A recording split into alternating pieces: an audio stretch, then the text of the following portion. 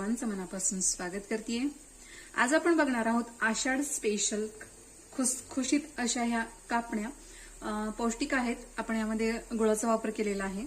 तुम्ही साखरेचा देखील वापर करू शकता, पण आपण इथे गुळाचा वापर करून मस्त अशा पौष्टिक खुसखुशीत कापण्या तयार करणार आहोत। यासाठी आपल्याला साहित्य काय लागणार आहे, कशा पद्धतीने बनवायचं आहे, चला तर मग बघून घेऊया।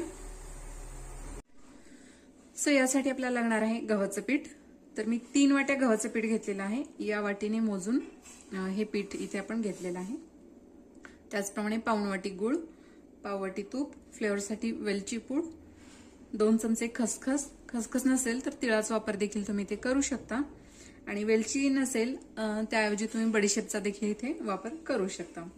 तर मी पिठामध्येच अगदी थोडंसं चिमूटभर मीठ देखील इथे घातलेलं आहे।